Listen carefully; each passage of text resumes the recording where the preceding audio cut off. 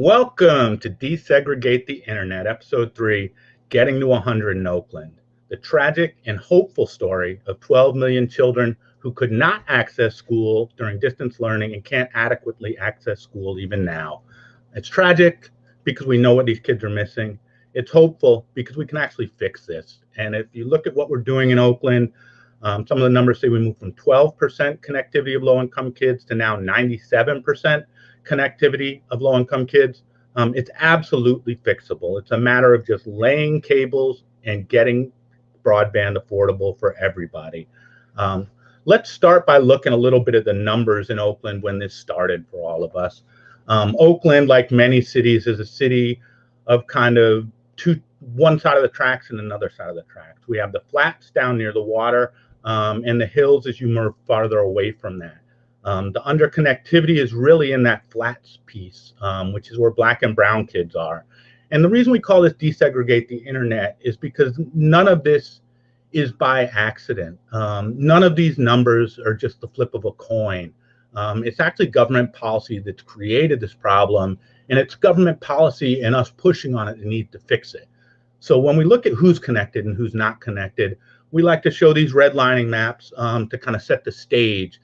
The redlining maps was the U.S. government setting racist housing policy in terms of places where Black and brown folks could live. We could only live in those red areas. Those red areas typically are overcrowded, under-resourced, and underinvested in. In the old days, that meant things like sewers. In the new days of digital redlining, that means things like fiber connections and actually having broadband ability, the ability to even connect to broadband. So we continue to live with the ghosts of segregation, and it's up to us to figure out how we exercise those ghosts going forward and make those changes. And that was the challenge that you can see in the next slide in Oakland. When the pandemic hit, 12% of low-income kids were connected. 12%. We had to come up with a solution to that, and that was guaranteeing them some rights. Guaranteeing them free device, free broadband if they need it, as well as culturally competent technical support. And I think that third leg of the stool and getting folks the help they need so they can actually use these tools is a critical part of what we need to do in this phase 2 of digital divide. And we got a brother here who's going to break that down for us in some of the work he does in the community. So that was our solution, and we got it up to 97%. We still need to get to 100%, but we're getting there. And we can close these equity gaps that we see. It really is up to us. It's a matter of what kind of a society we want to have going forward. And it's a moral imperative. We look at how we got to this place, that we actually change it.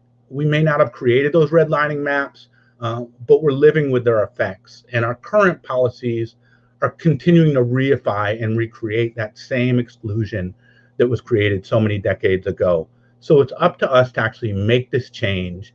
And then it's up to us to be vigilant to make sure that the change lasts. With all the money that's going to come through these communities, we need to make sure that it stays in community and builds lasting change and doesn't just go in the pockets of some internet service providers. So we got from 12 to 97. Today, we're going to actually talk with the folks who are making that happen on the ground. I think there's lessons to Oakland in terms of how we move forward, and there's lessons even broader for really any place about how you can make this happen there too. So I'd love to introduce our guests really quickly. We have folks from the Oakland Reach here, Michael and Yap. Those folks are, the Reach is a parent group that really gives voice to parents. We've been partners with them in multiple campaigns around literacy, around getting kids in the schools they want to get into, and around just making the system work for families rather than work for the system. So they're going to break down the work they've been doing in setting up hubs and hooking folks up with the internet, with devices, and the on-the-ground work it takes to actually get our families connected. We also have Lily Gangas from the Kapoor Center.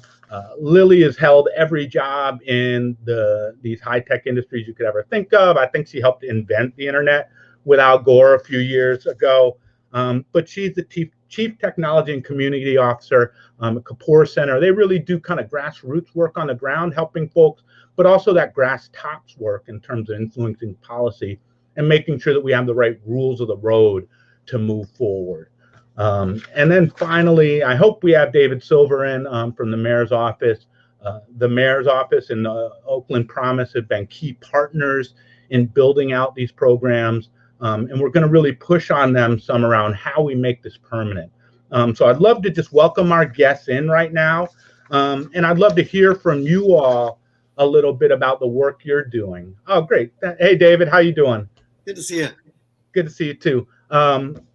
Great. So I'd love from the Reach folks, why don't you start with us and tell us a little bit about the work you have been doing on the ground to try to end the digital divide in Oakland. Yeah, I'm happy to jump in. I'm Michael, Chief Program Officer at the Oakland Reach. Really proud to do this work in community. The Reach has been around for about 6 years, and when COVID hit, we kind of had to hit the brakes and really rethink about what needed to happen. And so Keisha, our founder, pulled me into her kitchen and said, "Hey, Michael, I think we got to make this thing called the Hub." And so we heard families right away talking about struggling, getting food, struggling, taking their babies into these online classes. It was hard. And so instead of wondering what was going to happen and say, "Oh, pobrecito," like what's going to happen to these families, we just created something. And so right away when COVID hit, we started fundraising to make sure we got relief funds into families' hands. But we also raised money to make sure that families had hotspots and computers even before all the wheels were turning on Oakland Undivided. So Yak Pazua, who's here with me, helped us make sure that we inventoried and got out these resources to families, and then ran a summer program where kids were highly engaged in really effective literacy instruction, engaged in culturally sustaining curriculum, and really helping families learn how to navigate distance learning. We had moms and aunties who never even checked their emails before COVID hit. And by the end of the summer, we had families moms leading their own reading groups in our literacy programs, sharing their screen on Zoom, actually helping babies learn how to read. So the Oakland Reach has always been about helping families become more powerful, helping them, families who have been silenced or marginalized, Black and brown families, immigrant families like my family, feeling like you deserve to have a voice, you deserve to have your hands on what happens to your child at school. And so for the past year and a half, we've just been doing it, running this hub. And there was a big shift for us with technology. It was around December, January, where Yap and I were talking about, we were doing a lot of responsive tech support and families saying like, "Oh, can you help me with this? Can you help me with that? I had this problem getting into class." And we had this epiphany, like if we only help people with problems and we only look at what's wrong, we might miss out on this moment. And what we decided was we were actually going to think of this idea of having everyone with technology, everyone with Wi-Fi as an opportunity to transform community, to transform families, and really to have families think about how this moment is an opportunity to gain more access to power and wealth and employment, thinking about the assets that our families have. Like they have so much to offer this world. And if they had the tools of technology and the internet, then they would just have so much more freedom and liberation. And so Yap and I have been working, and our team have been working to really launch consistent workshops led by folks at Sideways, but also we're very excited to launch our first ever tech fellowship this fall, where families will learn how to go from basic skills all the way to becoming tech ambassadors. So I'll hand it over to Yak Pazua from Sideways Cafe to really talk a little bit about the work he's done with families. Yeah, thanks, Michael, for bringing us up to speed with what we're doing. I'm Yapasua Zizaboy, and my company is Sideways Tech. We are in the community. We've been operating computer services since 2011 in East Oakland, in an area that has not been touched by the tech corporations, that has not been penetrated by most of the folks that say that they do computer work in Oakland. They just did not come to our community. And this is part of the reason why we started the business in the first place. We understood that in our community, we have one of the highest digital illiteracy rates as well. Folks did not have access to equipment. They did not have any idea of how this equipment worked. And so as from a business perspective, it was like, oh, well, we're going to have a lot of customers, right? But we also understood that there's a huge benefit to being able to give back to our community, especially in something as technical as computers. And a lot of people just were always asking us, we understand we have somewhere where we can take the computer when it's broken, but we want to learn about these computers. Mm-hmm. We want to be comfortable with the technology. When the pandemic hit, we were just in a perfect position to be able to say, we are already connected with our community, and we already know how to service our community. And it wasn't just about giving out devices, but it was also supporting them through some of those times when you're ready to throw this computer out the window. Mm-hmm. By giving folks a actual person that can talk to. They can get on the Zoom with us, they can call us, they can email us, and you're not going to get put on hold or get back on the line by a third person having to explain your issue again. We all know that's probably one of the most frustrating things you can ever do to a person, is just keep on making them explain the issue again before somebody actually starts trying to help them solve it. What we did is we took it a step further, like Michael said, is instead of us just responding to what's going on, how can we jump in and being able to get folks much more comfortable? One of the biggest, issues that we heard over the pandemic, besides the devices and besides the lack of internet access, a lot of parents felt so disconnected with the work that was going on with their children in the schools, and it was because of the technology. Having to try to figure out, how do I know what time my kindergartner is supposed to be in class because I don't understand how to work Google Calendars or one of the many platforms that any particular Oakland school might use. And so trying to battle through every single platform just wasn't going to be a solution. The better solution was, how can we deliver this experience to people so that they know how to find out these answers for themselves and they can feel comfortable learning even more about technology. And that's where we're at right now, and getting ready to move into October and launching the Tech Fellowship, which is going to be aiming to bring some of these folks a step further. So, understanding the computer, but then moving forward into opportunities in technology as well. And with that, we're excited to be able to be a part of this conversation, and I can definitely explain to you some more about our daily work. Great. Can I shine on Yapazoo a little bit more? Can I give him some love? This is a good data point. Families who were part of the hub last year were 4 times more likely to seek tech support. So it wasn't just the fact that they're good at what they do. Doing the support is not enough. You got to do it in a way that brings people to it and makes them feel comfortable, right? And so just big shout out to Sideways and all of his team. And obviously, if you guys knew this, hopefully you know this, the hub, every family in our hub had their own case manager. So there also was someone kind of ushering you to tech support. And we know that families, Black and brown families who don't speak English, don't always feel like they can ask for help.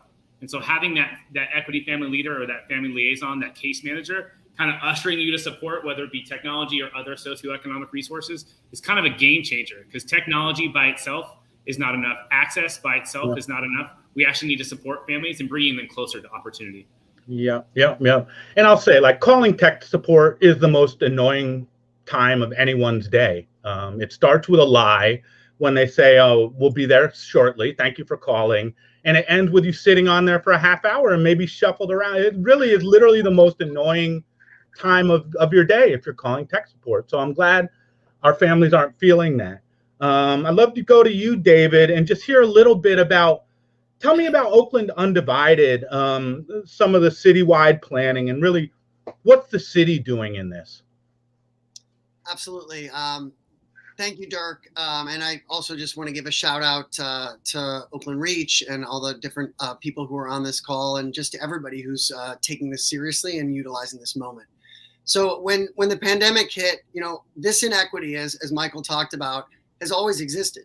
But when the pandemic hit, there was a moment when we wanted to leverage that to actually address an inequity and actually make sure we could capitalize on the political will to actually ensure every single student, family, and person within the city has access to computers, internet, and tech support. So Oakland Undivided existed because the community came together and said, hey, we need to make sure that every single student and family has this access. Literally, it's making what was implicit, this inequity, explicit, because if you did not have a computer and internet, you were not able to actually access school. Incredibly disingenuous in terms of the fact that we're saying we can have access, but not making it happen. We said we need to make this happen. So at that point, the mayor and the superintendent, community-based organizations like Tech Exchange, who's been operating for over 25 years in the community, as well as Oakland Promise, as well as the Ed Fund, came together with other leadership partners like the Oakland Reach, like the Kapoor Center, and others to make sure that we could say, a stake in the ground, everyone will have it. What did we do? We did a survey, and based on that survey, as the statistics showed that Dirk talked about before, we thought out of the 50,000 kids in Oakland, only half of them had access. What we found is when we did a comprehensive survey for every single family, 34,000 public school students' families filled it out, and we found that only 12% of those students had a computer and internet that was reliable. So we said we needed to make sure of that. We handed out 29,000 computers. We handed out over 10,000 hotspots, and we also made sure that there were tech support requests that were able to be resolved. And over 10,000 people actually called into Tech Exchange, which is one of the key partners for Oakland Undivided, to make sure that they could get support. In addition to that, we tried to say, this is not enough to make sure that we can hand out stuff, but are we actually closing gaps? So we looked at data student by student and made sure that that statistic that Dirk talked about, we went from 12% of students to 97%, and actually now it's 98% of students had access to a computer, internet, and tech support that we could confirm. Now, as we think about that, that's fine, but what about our inequities? What about our African-American students, our Latinx students, our students from low-income backgrounds? We made sure that all of them also had, and 98% of those particular demographics also had access. So that was what we call step one and phase one. As we go into phase two, to your point, Dirk, how do we actually maintain this access? How do we actually do that? We think of it in a couple ways. Number one is we need the community public will to say this is not okay to not have access and tech support. We need to make sure this happens. That's why we at Oakland Undivided, we actually were at Oakland Undivided night at the A's game, and I'm going to put out this little, these are some of the partners that we had on here, some of the community partners where we bring everyone together so that we can say all of us together are going to make this happen.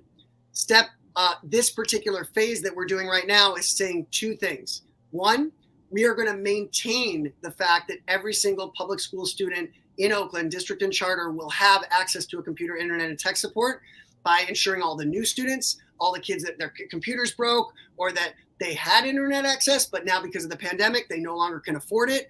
We're making sure that they can fill out a tech check survey, and we made it really simple for families, got feedback from families, including Oakland Reach, to make sure that we could have it more accessible. Now people can fill out that tech check survey, get that access right away. That is what we want to do. And we got a $4.4 million commitment from Oakland Unified that's going to make sure that in the budget for the next 2 years, all computers for all new students or students who break their computers will be able to access it. We're working in partnership with Tech Exchange to make sure that all families who don't have access can still get those computers and hotspots. And then we're also partnering to make sure that every single student is accessing internet as well. That said, that is a good solution for now. And we also, but we want to make sure that we can systematically make sure that this occurs in the future. How do we do that? Citywide broadband. We want to make sure that we are maintaining computers, internet, and tech support, but also expanding to more community partners, like what is being done at the different organizations that are here, and also leveraging the public dollars and this moment from the federal government, the state government. Lily's going to talk about this in a little while, and Kapoor has done great leadership on this to make sure that we can access fiber, we can access middle mile, the SB 156 to make sure our flatland neighborhoods are accessing more citywide broadband. 3 specific things that we're doing with respect to this. One is the city put out Oak Wi-Fi. So there are 14 different regions along East 14th, along the BRT, mostly in East and Central Oakland, as well as expanding into West Oakland, where we can make sure that there is Oak Wi-Fi that you can have that's public. That's a good start, but it's not a finish. We need to make sure we get more broadband so we can go into the home and can go deeper into East Oakland and deeper into West Oakland. So that's one step. The second is we've worked in partnership with the Kapoor Center and Block Power to actually have different sites where we can have mesh networks or PLTE networks where we are able to actually have in West Oakland, and this is going to be expanded in the next month or so, to be able to have more Wi-Fi range for our students and families and non-students and families that are in businesses or just our families that have high need. And then finally, we're working with Ed Superhighway and looking at how can we actually access other apartment buildings, other housing units to make sure that we can have more access there. And again, leveraging the federal dollars, the state dollars, and other dollars to make sure that we can maintain what we have for students, but also expand it to more on a sustainable way. Great. No, it's amazing to see some of the work that's been done. And I think part of it is really moving forward. And I'd love to hear, Lily, if you could share some of the work Kapoor Center is doing. I know you've done some on the ground work in terms of helping sign folks up for some of these programs, and you're kind of doing some of the off the ground work at the grass tops, both in terms of the legislative piece, but also in terms of like providing access through some of the resources you have. So I'd love to hear a little bit more about Kapoor and really the work you all are doing. Great. Well, thank you so much. And thank you to everybody who's tuned in, because I'm here to tell you this is the most important time in our generation to be investing in the infrastructure of tomorrow, today. And so my name is Lily Gangas. I'm the Chief Technology Community Officer at the Kapoor Center. For the folks who may not know us, we're at 22nd and Broadway. We work to diversify tech by removing barriers, and we do this by through inclusive and impactful research, advocacy programs, strategic partnerships, and grants. And personally, I've been the Kapoor Center for a little bit over past for 5 years, where I've been able to create and manage programs directly here in Oakland, and have been able to also work across the U.S. Specifically as COVID hit, we went definitely being able to connect our ecosystem at a national level, focus on furthering pathways for our communities of color to specifically enter tech and advance and eventually start tech companies. And why is that important? Because as we take a look at just the trillions of dollars that some of these big tech companies have made just in the pandemic, and the average salary that somebody in tech makes compared to somebody who's not in tech, I mean, we're talking about 2 to 3 times the rate, right? And so when you take a look at the cost of living, this is really what's led to a lot of our communities of color being pushed out because they couldn't afford to stay here. And so we want to make sure that our communities have access to these jobs of the future now. But at the end of the day, as we all saw, and I'm going to preach to the choir here, right? We all saw how evident the digital redlining was when it came to who was experiencing not only not being connected to the internet, but if you were even connected, was it even fast enough? Was your device the right device? We had students who were working on their cell phones to be able to do their homework. That's might as well not be connected. So let's just make sure that we're also addressing the underconnectivity that is prevailing, which makes this problem even greater here in Oakland. And with that said, I basically have been leading the effort for Kapoor Center specifically on this broadband issue, because I told myself, as somebody who has benefited from being in tech and I have personally seen how it's changed my life, right? For me to be an immigrant, so like I know from some of the Reach folks, I've been in conversations, I've been in the community, and having a parent who had to work 2-3 jobs, who right now would have been that essential worker. I would have been that kid that was disconnected and didn't have anybody to help. I wouldn't have had access to education. So I told myself that we have to definitely make broadband access and adoption both a priority, because that is the fundamental right, as we saw. And so to answer your question of what we've been doing, right? So just to reflect for the folks who are not aware, from a high level policy, about last year, I was chasing one policy, which is SB 1130, and it never got heard. And then fast forward to this past year, on the federal level, $65 billion have been allocated towards broadband. In California alone, we have another $6 billion that Governor Newsom passed as part of the budget for SB 156. And we have 2 more legislations, SB 4 and EB 14, that are expected to be signed that would add an additional $1.5 billion. So that would take California's budget alone to $7.5 billion. And so this is why I wanted to say that this is the investment of our lifetime, of our generation, but we need to make sure that we get it right. And one thing that I wanted to share as a contrast at the federal level, at the state level, is that California has actually been much more progressive in some of the way that it's being architected and how some of these funding is going to be applied. they're specifically advocating for more local solutions. So Dirk, having this conversation and grounding it in Oakland is super critical, because Oakland is positioned to really be a leader, and if we're able to leverage all the resources at the federal level correctly. So at the California level, there's grants. There's about $2 to $3.5 billion just to help the people who are not get connected. That's mostly aimed for rural. But then there's also this loan loss reserve fund that would allow cities to be able to get loans to build fiber. And for the folks who don't know fiber is probably the most future-proof option we have, because of its ability to be able to have speed, redundancy, but it's also really expensive. So the question is, what do we do in the meantime, right? And so this is why the state has been pushing open access middle mile, which is something that I think we'll cover a little bit later. But this provides an opportunity for the state to provide really expensive infrastructure for all other cities and counties to plug in. And that would be a game changer for us. And then also being able to have technical assistance. We need to understand as a city, what do we do? How do we get all this funding? How can we apply it? How can we leverage it? And not just think of it the short term, but think of the longer term. So the California Public Utilities Commission is overseeing a lot of this. So I wanted to start there, because I just wanted to let folks know off the bat what opportunities we're at and what we're facing. But Oakland has to be positioned. It has to have the right strategy. It has to be able to have the right community represented. So then that way the ones that are over-serviced get priority. And so for me, specifically at the Caper Center, one of the things that was mentioned earlier, being able to work with Block Power on doing prototypes to really find ways to leverage all the different connectivity there is. So there's already existing ISP providers. There's also a city-provided Wi-Fi. But then there's also an opportunity with the lower cost of hardware to do mesh networks or private LTE networks to just really close those gaps that aren't being closed right now because they're expensive, but also it'll take longer. And so we'll be excited to share, hopefully in a future program with you, Dirk, all the insights, because there's a lot of stuff there. So I'll pause there because I know I covered a lot of material.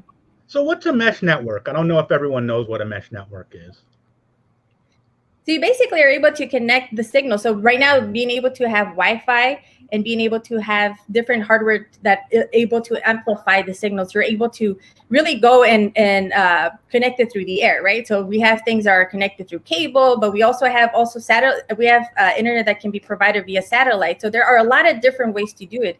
The challenge is a lot of the times, and as you will discuss in the future from the report that Block Power is creating, sometimes the building, the density, there's also some limitations that can take place there. But the thing is that there's a lot of great options now. The fact that we are in this time and place with technology, the infrastructure that already exists, and being able to connect it, I think there's a lot of different options. But also the other part too, that I think, especially going back to how we started the conversation with Reach Oakland, especially for me as an engineer, I want to make sure that we're helping our families get into the internet and access to this safely, and being able to understand what is it that they're getting their hands onto, right? And so that's a whole different side of conversation. But it is important to think about how we're also protecting our families, especially kids and families who may not have the digital literacy. So I think that there is a responsibility as we continue to onboard more of our community into the internet. Yeah, and I'd love to hear you yak a little bit, just talk about kind of the experience. What have families been saying to you all? And also, I'd just like to thank you guys for being out in front of this overall, and trying to think about not just how do we solve the problem of yesterday, but how do we kind of solve the problem of tomorrow. So I'd love to hear, what have you heard from families as you've been interacting with them? Well, you know, as I'm pretty sure everybody can agree with this, that the solution to a lot of this is going to be in education. And right now, in order to get access to education, you have to have internet access. You have to have a computer. So the longer this takes, the more that we are, we're leaving folks without the same quality of access to education that some of us know and are very comfortable with right now. To move on to, the internet piece, folks are still having problems with the internet. Most households who are using hotspots, we know that's just, it's not cutting it. If you have any students in the home, you know that a lot of students have went for almost a complete year without ever seeing anybody else on their Zoom calls. especially the high school students, right? They're just looking at black boxes. And it's not always because a student has the video turned off. It's because if they turn the video on, then they lose connection. They're just not getting a strong enough connection. And some folks who have, say, a Comcast broadband, you get great download speeds, but the upload speed, it's not a symmetrical connection. And so these are some of the questions that we still have regarding what, some of these solutions that are coming up. It's also why we need to make sure that we have our community at the table when these things are happening. There hasn't been a lot of discussion that I've heard regarding the symmetrical connections. And sometimes we might think, oh, we have Comcast and this is going to move great. But we know that fiber connection, especially that fiber into the home, will get you that strong symmetrical connection. I mean, it's once I had it for myself, it was like, oh, there's no going back. And of course, if you have multiple students inside the home that are on Zoom all at the same time, you don't have the dropouts. Somebody just happens to check their email in another room, you're not going to lose connection to the class. So all these things, keeping in mind, we know that the ultimate solution is fiber into the home. All the other stuff that's happening is great, and it's a lot more than folks had, but we can't stop at just a little bit better. We're looking for the same type of performance that we would want for ourselves. We have it when we go to work. I'm sure many of us in this call right now, we have great connections, great cameras, computers are great. Everybody is not having this experience. And to be able to get them this experience, I think is what we're all working towards right now. I really appreciate that. So let's talk some fiber. I guess there's two. I'd love to hear kind of the city's plan on fiber, but I also, Lily shared with me the California Public Utilities Commission map of kind of their plans to lay fiber. Could we bring up the redlining as a thing of the past slide, Josh, please? Because I do think let's talk about fiber, Lily. There's plans to put fiber down. What's the CPUC, which is the California Public Utilities Commission? We're learning a lot of acronyms we never heard about before. But this is the map of kind of where they plan to put the fiber down. And it makes this kind of weird jog. It seems like it goes down kind of the middle of Oakland, and then it jogs kind of up in the middle of that. So from my understanding, we really want fiber to go through Oakland, that we should be building into our most densely populated areas and our areas of highest need. We should be investing in those places that have been underinvested in. Tell me what this is showing me. Right. So right now what you're seeing is really the East 14. So I think being able to just take a step back, I want to make sure that we also address the fiber, right, which is from a speed and technical, what was shared earlier. I mean, there is no other medium that is going to be help us have future proof for everyone, right? So because of its high throughput, the low latency, high reliability, I think one of the things that I brought earlier is we already started to know that even with some of the hotspots issues, right, being able to, what was mentioned earlier, of the upload and download speeds.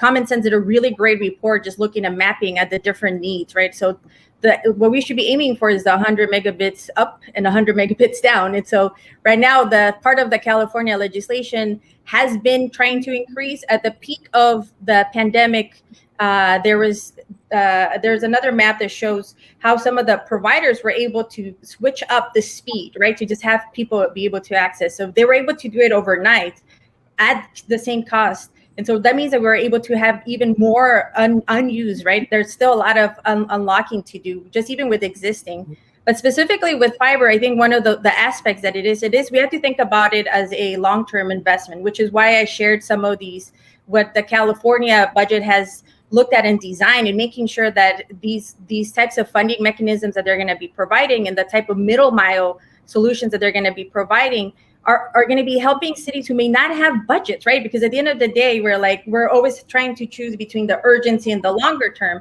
What we want to make sure that we leave this discussion is that we can have both.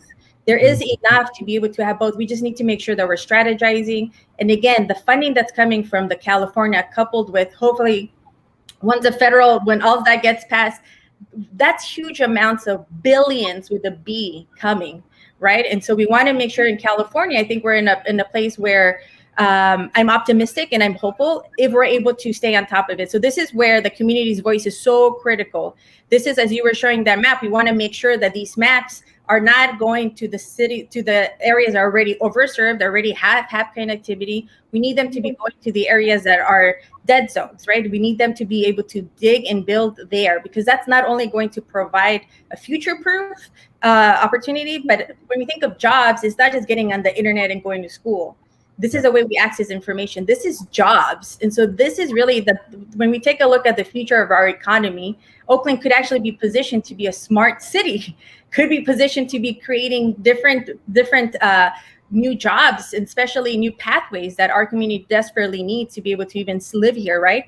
But at the same time, being able to understand also the environmental footprint as we're getting into technology, what that implications has on our community. So I do think that, as you were mentioning, it's very important for folks here to be aware, and I'll share some of the EFF resources as well that really do a great comparison of the different types of solutions.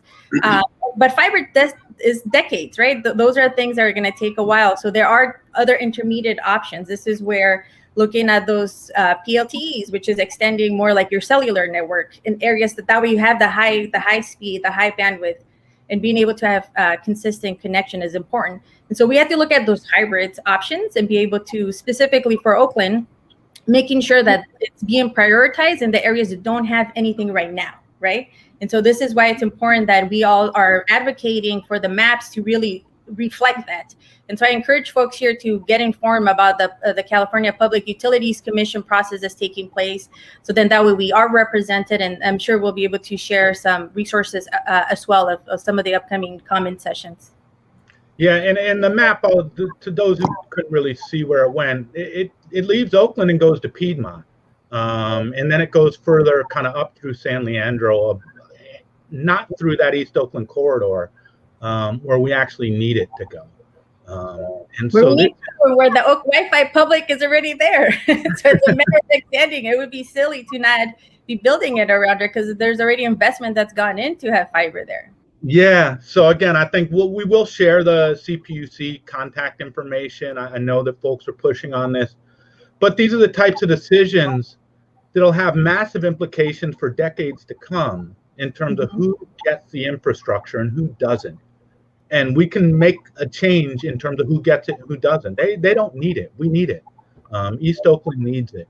And that's where it should go. So we need to make sure the system works for us. So David, I'd love to hear from the city a little bit about kind of some of the fiber plans, what you guys are working on, how folks can help.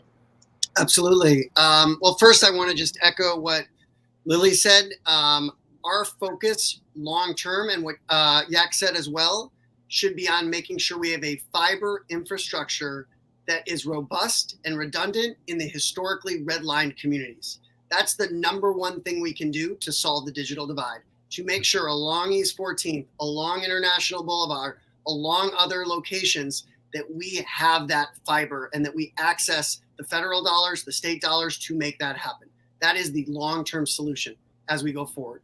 The second thing, and I'll come back to your other question in a moment, Dirk, but I do want to also emphasize and just appreciate what Yak said in terms of it is critical that the students, families, and that the community-based organizations are providing the support to each other. Parents listen to parents, students listen to students, community-based organizations, community listens to community. So we need to make sure that we are accessing everyone to be able to do that. So one of the reasons that I think Oakland Undivided had some success last year is because of the fact the superintendent, and I want to applaud her, she actually created what's called a tech equity task force, which leveraged all the key city district leaders to meet on a weekly basis during the pandemic for a period of time to look at who are the schools that are not actually being served, who are the students and families not being served, and what can we do as we go forward to make sure that they are going to be served, and making plans with respect to it.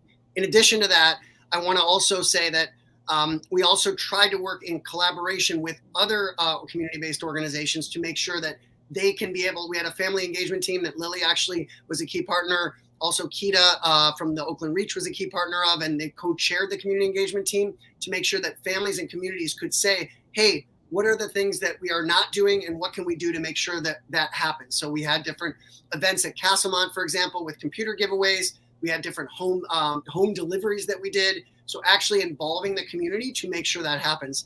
Finally, I also want to just applaud Greenlining. Greenlining has just put out a call and has identified 10 organizations within the community that have deep roots to be able to access and give them dollars to be able to do outreach to close the digital divide as well. And then I guess I also want to say, in terms of back to the city piece, first, I want to say that the city of Oakland did do a good job of leveraging $7.7 million from the CARES Act dollars that came in to put $7.2 million into launch Oak Wi-Fi so that we could leverage fiber that was put into the ground and expand that and implement that along East 14th and Fruitvale. That was step one. In addition, there was the $500,000 that they put in that is going to Greenlining right now to go to different community-based organizations to make sure we can have the outreach and digital literacy across the community. I think, again, the next step is what next? And I think, I'm not a tech expert, but at a high level, what Lily said, I think is accurate in that you have fiber that has already been done on East 14th and International. My understanding is that if you're on East 14th and International or a couple miles away, you are not able to get that 100 megs into your home right now that Yak talked about. We need to make sure that happens. So how do we figure out where are we at now in order to get to that big goal of high quality, fast internet along East 14th, along Fruitvale, along the areas that we need, and make sure that we fill the gap to leverage what was already put in with the new dollars to be able to fill that gap and put in more fiber or leverage other partnerships to make that happen, while also looking at other regions that might not be served as well and putting in new fiber into those regions as well. So I think as we think about this going forward, from a city perspective, we need to leverage the assets that we have. And we're meeting right now with, Council Member Lauren Taylor, with Kevin, who is leading out IT. Lily's on that, other citywide broadband leaders, to make sure that we can leverage what is existing and expand it and have advocacy to make sure that it gets expanded out, and then do whatever else we can do to make sure that we can close the digital divide for good. And if I can add, also just from a community engagement perspective, we worked also with Reach Oakland, as was mentioned. Shinkwell, also from Tech Exchange, of being able to get the direct and technical feedback has been really critical. And we're also continuing to expand. So as we go from phase one, which was like, that was pure emergency, right? We were like, literally, what do we do? Let's prioritize the communities that are most in need, the students. Okay, from the students, we started also seeing that the gaps between Black and Latinx students and Indigenous and non-English speaking students were the hardest to reach. So we have to think out of the box of how do we do that now as we go into phase two, to go from your title, Dirk, from the 12 to the 100, because even if it's 1-2%, those could be that could have been me. You know what I mean? I put myself in those shoes, and I experienced directly what it was like trying to get some of that help when the FCC launched its EBB program, the Emergency Broadband Benefit. I was right there, going to the Black Cultural Zone, going to Homies Empowerment, literally signing people one by one. But unfortunately, some of these programs have high barriers for our communities to actually be able to use it and utilize it. So this is another call to action for the community.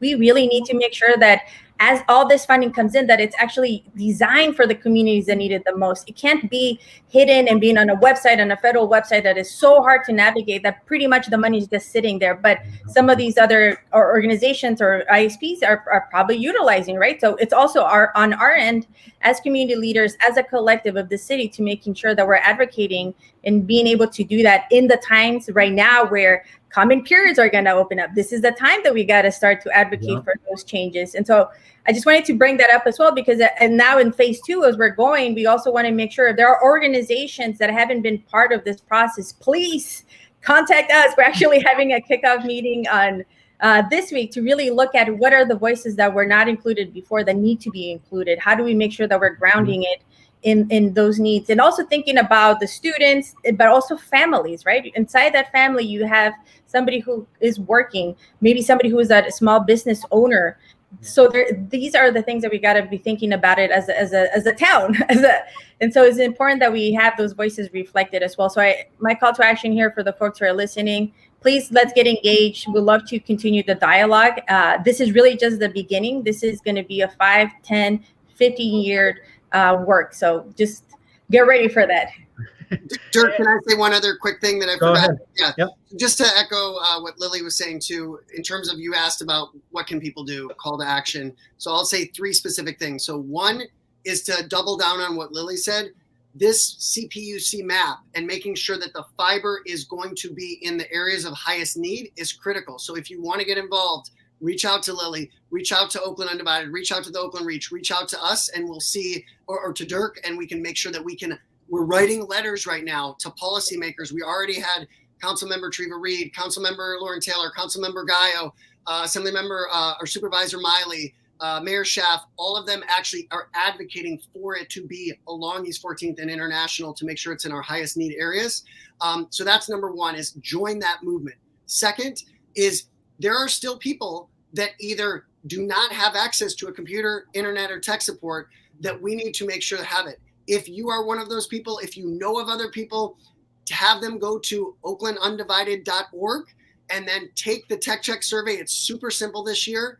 And then we will make sure that you get a computer or internet or tech support ASAP.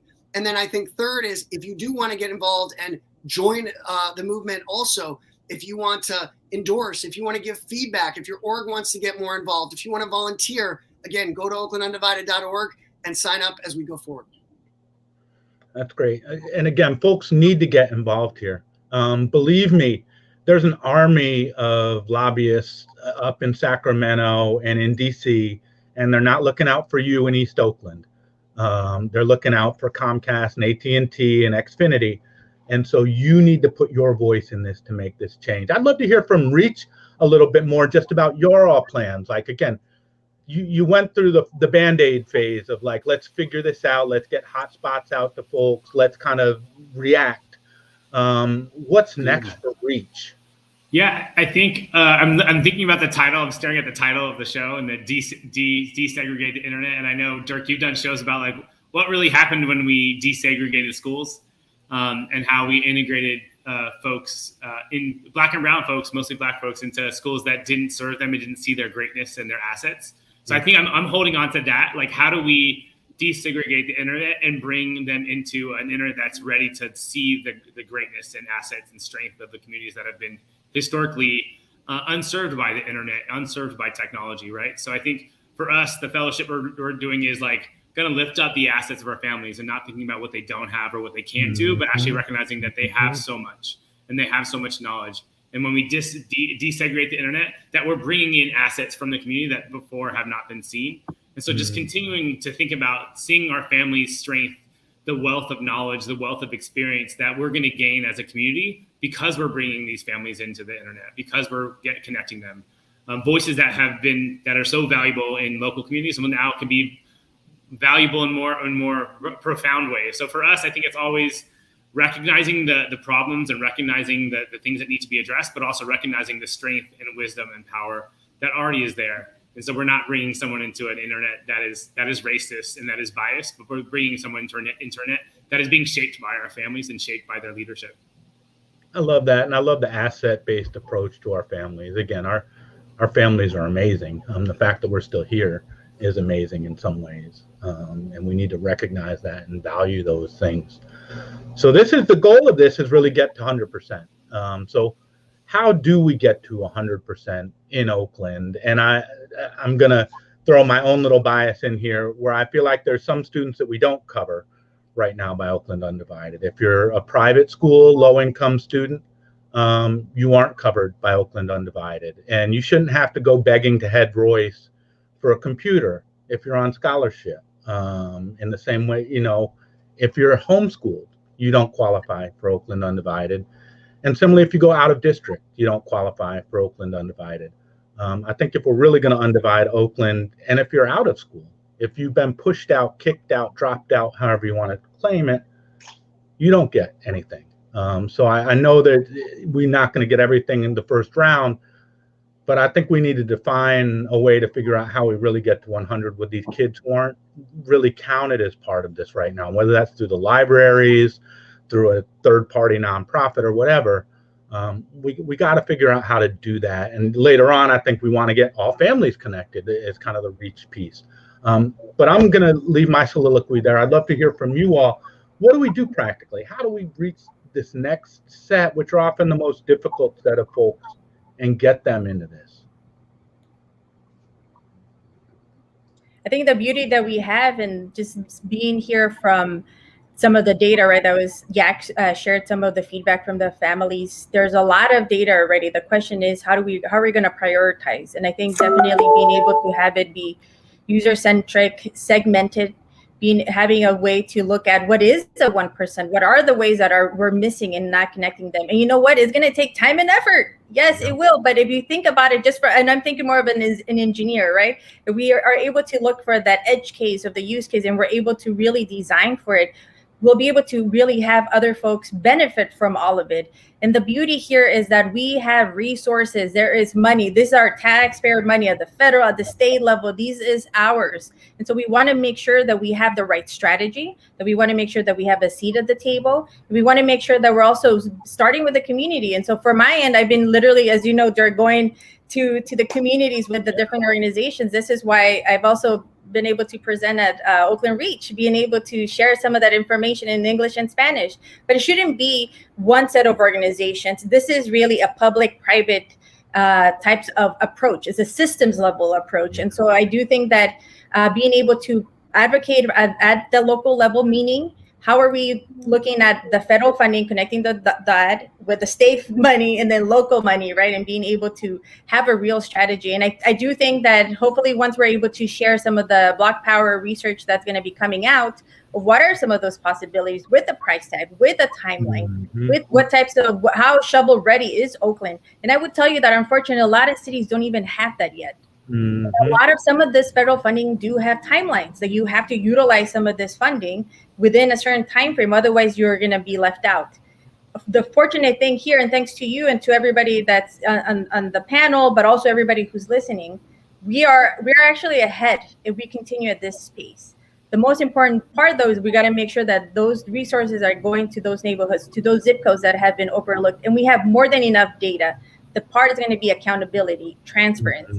So hopefully we continue to have this dialogue and are able to see it through. I do think personally, and I'll pause here, I do think that what the state is offering of creating state open access middle mile may be a game changer because of the infrastructure that the state itself is going to take on, and making sure that we use all of the existing services, right? Whether all these providers that are here, great, all these new funding's great, but let's make sure that we are creating our specific throughput to our communities. And so I do think that there's short-term, midterm, and long-term, but we just need to make sure that we have the organizations vetted and that we're also not only collecting their feedback and surveying, but we're actually down there and making sure that things are working as advertised. 100%. I could share a story from the spring. We held like a socioeconomic opportunity fair for families where they were just like, we wanted to make sure they knew that there actually were so many different organizations trying to support families. And about halfway through the workshop, we realized that part of what's keeping families away from accessing the billions of dollars that actually exist in so many different sectors for socioeconomic resources is the experience that a family has in trying to ask for support. And the way that it's like very transactional, it leads to shame and guilt, or it leads to you feeling disrespected because maybe you don't speak the language the way that folks there speak. So I think so much of what to get to 100% is for us to take a deep look at the way that social services in our local communities and also in the national, how do they treat families? And how are we supporting people who work in those industries and those fields, right? To make sure that the work is relational, it's transformational. If you work in social services, you should be about building relationships and making people feel seen and valued. But if you're average, the way that families described asking for help, whether it was housing help, immigration help, nutrition help, it was never like I left. Wasn't very often I left feeling seen, heard, and valued. It was more like, God, that was like painful. Like, I don't know if I want to do that. Asking for help was really not a good thing. And so, as we know, there's like millions of dollars that don't go used every year in social services because families just don't feel comfortable. And I think making sure that families are ushered and supported in asking for help when they need it. And that's what I love about Reach is you guys do start with the families and kind of end with the families in a different way. Go ahead, David. I think I saw you come. Sure. Yeah, I just wanted to, I guess, agree with what you, Dirk, said, Lily, and Michael in a couple ways. So one is that as Lily shared, this is a phased strategy, and we need to make sure that we are doing what we need to do emergency right now, but also laying the foundations to make sure that we can sustain and make Oakland Undivided forever as we go forward. A couple of things that I think are critical to that is one, as you said, Dirk, we want to expand who we are serving. We want to be able to serve pre-K students, college students, students who are going to other types of schools that are different from public schools, everyone. By actually leveraging public funding to make sure that we have citywide broadband, that is a solution to make that happen. By actually leveraging, as an example, Head Start is a great example. They actually made sure in their grant that they did for Oakland for this year that they included computers and internet access. Now, for the next 3 to 5 years, Head Start families will be a part of this Oakland Undivided as we go forward. We need to do that. Peralta, Cal State East Bay, other local organizations, they actually have, and this speaks to, I think, Michael's point, they have already systems in place that if you go to Peralta, if you go to Cal State East Bay, you can get a computer and internet, but a lot of people don't know how to do that or that they have that. So making it clear that you can access it and how to access it and making it easier, I think is critical. And that's why I think organizations like Greenlining, like Tech Exchange that have been doing this for 25 years, like the community-based organizations like the Oakland Reach and others that are able to connect with families directly and help them navigate the system to actually access the resources. Another resource that's a good one is Assistup.org that actually accesses resources. And you're like, hey, what are all the public benefits I'm entitled to? Go to Assist.org. They'll make sure that you can know what those things are as we go forward. So I think the bottom line is we are the change that we seek, coming together as a community to leverage and to make sure that this digital divide can close forever. And I want to see all of the city council members adopt the digital strategy. I want to see not just the city of Oakland, but we should be looking at Alameda. We should be looking at regional.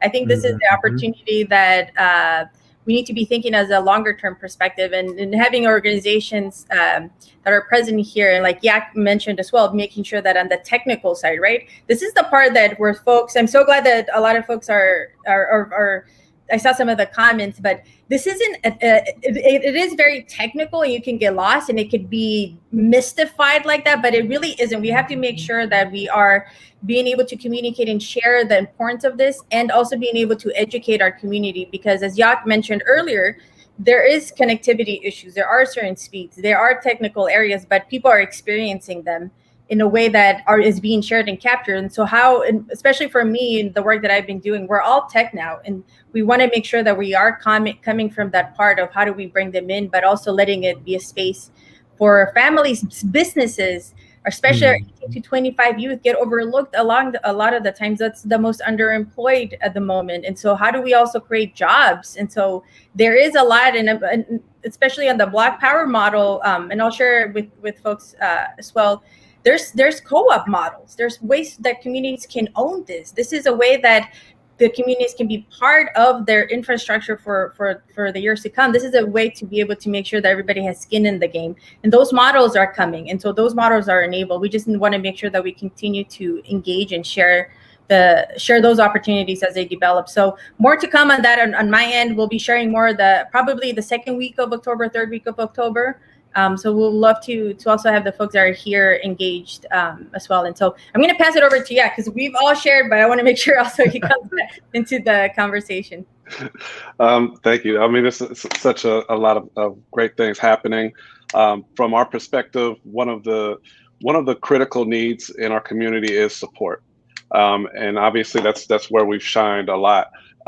We've taken a look at the pipeline from high school to tech, and there's some huge gaps, and where those gaps are, there are huge opportunities. One of them, of course, being in IT. Over the last year and moving forward, the amount of open positions in IT are enormous.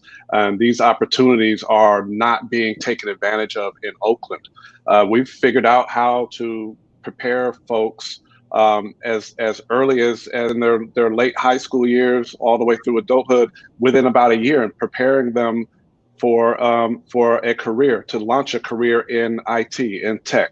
And some of these positions do not require coding. They don't require you to have a master's degree in astrophysics or some crazy stuff that a lot of times scares people away from tech.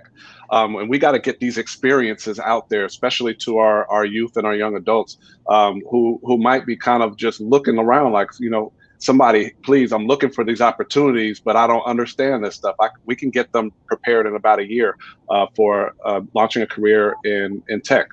And so some of these things, just kind of listening to everybody, one of the things that really resonated with me when I started doing tech support, the most valuable lesson I learned is the ability to listen. And sometimes people, they have a problem and they don't always know what the problem is. They just know they have a problem. And so when we're sitting over there talking over them and telling them this is what they should do, or this is how, it's like we're not ever giving them a chance to finish explaining what the problem is. So how can we serve them if we're not listening?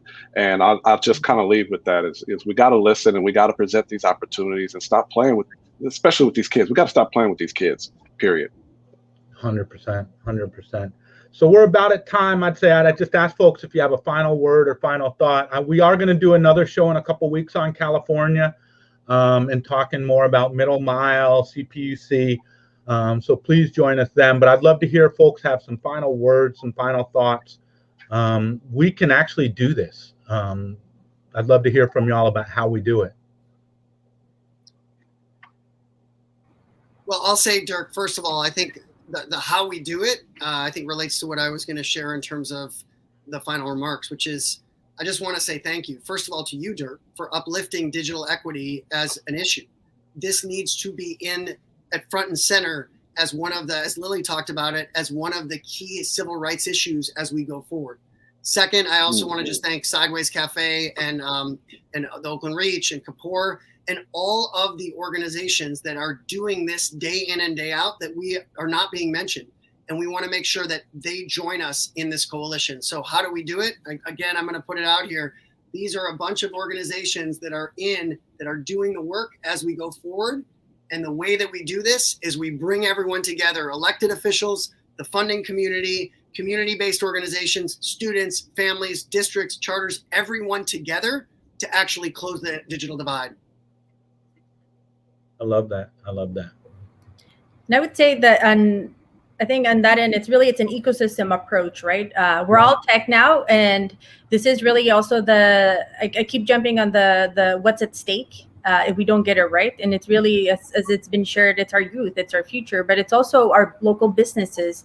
It's also the placekeeping, the fact that if you don't have access to an upward economic mobility job, that it's really not right now because of COVID, as we've seen, it's only enabled really through tech. And so we want to make sure that folks have the options and the opportunities to learn forward. And honestly, it's just going to really take, yes, the top level systems level policy. We got to get those coalitions. We got to do regional, local, and very specific zip code by zip code. But it's also going to take folks like us literally being out in the community and being able to share with the community and listen, as was brought earlier, right, of what are some of the gaps, and really have a much more user-centric design. Because as we know, there is, just from my own personal experience reflecting over the last year and a half, just being in there, some of the systems don't work, and we need to find different ways to get our community the access that they need, and it's going to require designing new ones, and we need their input at the table.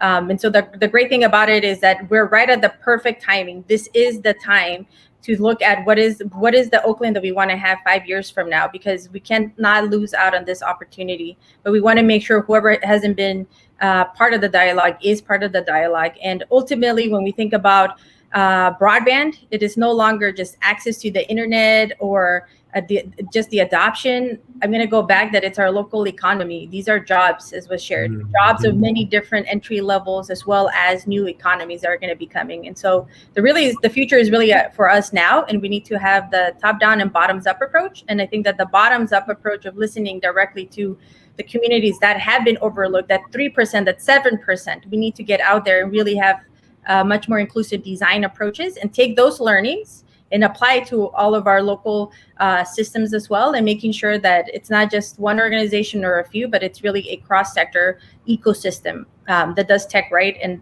really does the community right. Spoken like an engineer. Final thoughts, Mike? You're on mute, brother. To get to 100%, I think that's a really powerful idea. And I think for me, it's not just like the number of checking the boxes that everyone has Wi-Fi, but that everyone is using it in a way that allows them to have economic and personal freedom, right? And so I think to do that, we have to do it with community and not for community. And I think that's it. When we really talk about equity, it means that families were part of this process. Families who are furthest from opportunity were part of how this all happened. And so appreciate the work that the mayor's office has done, appreciate Kapoor Center, and Sideways, obviously, to just make sure that we're listening to families, that we're doing this with them, not to them. And I think once families get a taste of the porterhouse, is what we call it at the Oakland Reach, once they see when things are really good, then they can ask for it the next time they show up, and they know what greatness looks like, and they know when they're being treated right, and they know when good Wi-Fi is coming into their houses. Once they taste it, they don't want to go back to the truck. So that's my thoughts about 100%. Let's serve that porterhouse up. Yeah. You got any thoughts, Jack? Oh, I just second that one right there. Part of our job at Sideways is not just fixing the problem, but also showing folks how they can get even more out of their technology. Mm-hmm. And that's that porterhouse steak right there. It's not enough to just connect the computer and put a Chromebook in front of folks. It's like we want to show folks just how much this technology can do. And a lot of times when we don't know, we just don't know. And so I'm looking forward to sharing these experiences and showing as many folks as we possibly can how to get more out of the technology every single day. Great. So I just want to thank all of you for being here today, but even more than that, just being a part of this change that just matters for families in a profound way.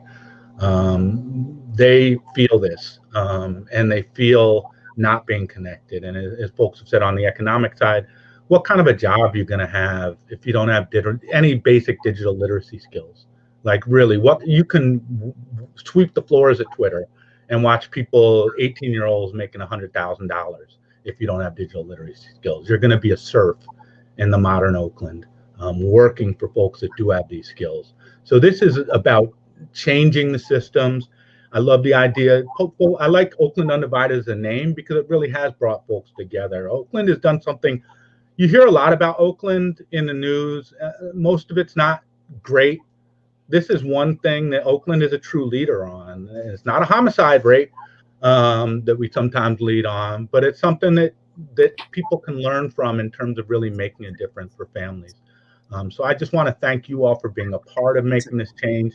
And we just got to stay on top of this. This is going to last longer than a mayor's administration and maybe the next mayor's administration. And the community ultimately needs to own this and hold it accountable to serve the community. So thank you all for being here. Appreciate you all. Please share this out. We'll put some CPUC stuff in the chat. We're going to invite folks to kind of comment on this and move forward. But thank you all for being a part of this. I really appreciate all of you.